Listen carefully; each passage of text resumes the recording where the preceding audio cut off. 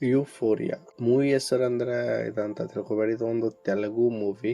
Story follow ಮಾಡೋದು ಅಂದ್ರೆ ಚೈತ್ರ ಅನ್ನೋ ಒಂದು ಹುಡುಗಿ. ಇದು ಅವಳು ಸಿವಿಲ್ ಸರ್ವಿಸ್ ಗೆ ಸೇರ್ಬೇಕಂತ ಓದ್ತಿರ್ತಾಳೆ. ಅವ್ರ ಫ್ಯಾಮಿಲಿ ಕೂಡ ಸಪೋರ್ಟ್ ಮಾಡ್ತಾ ಇರತ್ತೆ.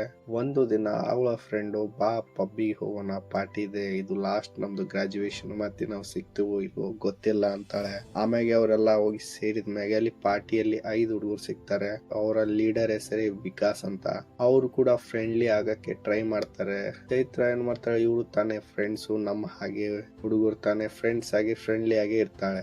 ಆಮೇಲೆ ಪಾರ್ಟಿಯನ್ನು ನಡುವೆ ಬಿಟ್ಟು ಹೋಗ್ಬಿಡ್ತಾಳ. ಆಮೇಲೆ ಅವರು ಕೂಡ ಅವ್ರಿಗೆ ಫಾಲೋ ಮಾಡಿ, ಬಾ ನಾವು ಕೂಡ ನಿಮಗೆ ಬಿಟ್ಬಿಡ್ತೀವಿ, ನಾವು ಆ ಕಡೆ ಹೊಂಟಿದ್ದು ನಿಮಗೆ ಮನೆಗೆ ಡ್ರಾಪ್ ಮಾಡಿ ನಾವು ಹೋಗ್ಬಿಡ್ತೀವಿ ಅಂತ ಹೇಳ್ತಾರೆ. ಅವಳು ಕೂಡ ಫ್ರೆಂಡ್ಸ್ ತಾನೇ ಏನಾಗುತ್ತೆ ಅಂತ ಅವ್ರು ಕೂಡ ಹೋಗ್ತಾಳೆ.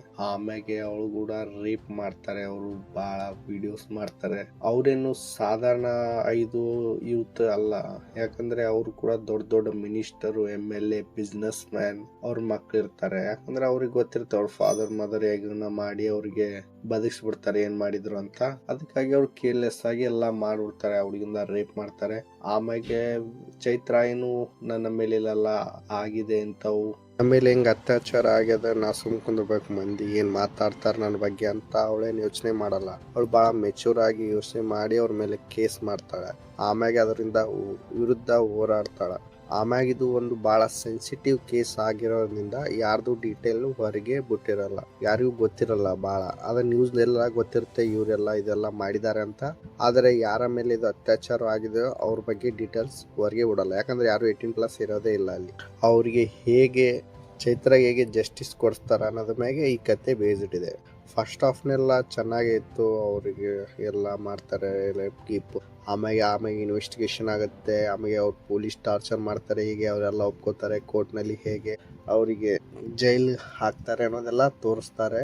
ಸೆಕೆಂಡ್ ಹಾಫ್ ನಲ್ಲಿ ಅವ್ರ ಜೈಲ್ ಲೈಫ್ ತೋರಿಸಲಾಗುತ್ತೆ. ಬಹಳ ಮೂವಿಗಳಲ್ಲಿ ಎಲ್ಲ ತೋರ್ಸಲ್ಲ, ಯಾಕಂದ್ರೆ ಅವ್ರಿಗೆಲ್ಲ ರೇಪ್ ಮಾಡಿದವ್ರಿಗೆ ನಮ್ಮ ಮನಸ್ನಾರ ಏನ್ ಬರ್ತಂದ್ರ ಬರ್ಬೇಕಪ್ಪ ಇಂತ ಸೊಳ ಮಕ್ಳ ಬದಸ್ಲಾ ಬಿಡ್ಬಾರ್ದು, ಸುಟ್ಟು ಬಿಡ್ಬೇಕು. 2ನೇ ಚಾನ್ಸ್ ಯಾಕೆ ಕೊಡ್ಬೇಕು? ನಮ್ಮ ಮನಸ್ಸಾರ ಬರದೇ ಇಲ್ಲ, ಮಾತೇ ಬರಲ್ಲ.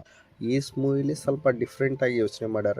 ಅವ್ರಿಗೊಂದು ಸೆಕೆಂಡ್ ಚಾನ್ಸ್ ಕೊಡ್ಬೇಕು. ಅವ್ರ ಪೇರೆಂಟ್ಸ್ ಕಾರಣಕ್ಕೆಲ್ಲ ಅವ್ರ ಪೇರೆಂಟ್ಸ್ ಕೂಡ ಹೇಗೆ ರೆಸ್ಪಾನ್ಸಿಬಲ್ ಆಗಿರ್ತಾರೆ, ಯಾಕಂದ್ರೆ ಅವರು ಕೂಡ ತಮ್ಮ ಮಕ್ಕಳಿಗೆ ಆ ಟೈಮ್ ಕೊಡಲ್ಲ. ಅದಕ್ಕಾಗಿ ಅವರು ಡ್ರಗ್ಸ್ ಇನ್ನದರ ಅಂತ ಆಕ್ಟಿವಿಟೀಸ್ ಅಲ್ಲಿ ಆಕ್ಟಿವ್ ಆಗ್ಬಿಡ್ತಾರ.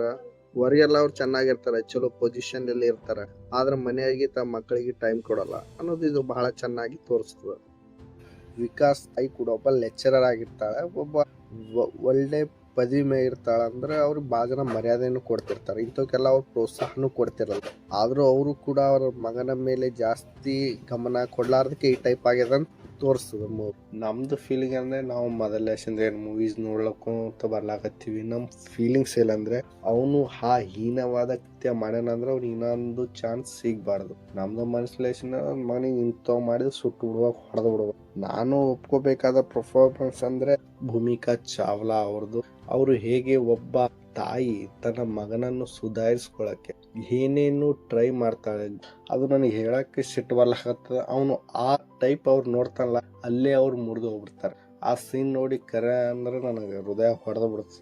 ಆಮೇಲೆ ಸ್ವಲ್ಪ ಕ್ಯಾರೆಕ್ಟರ್ಸ್ ಬರ್ತಾರೆ. ಸಾರಾ ಅರ್ಜುನ್ ಅವರ ಪರ್ಫಾರ್ಮೆನ್ಸ್ ಬೆಸ್ಟ್ ಅಂತಾನೆ ಹೇಳ್ಬೋದು.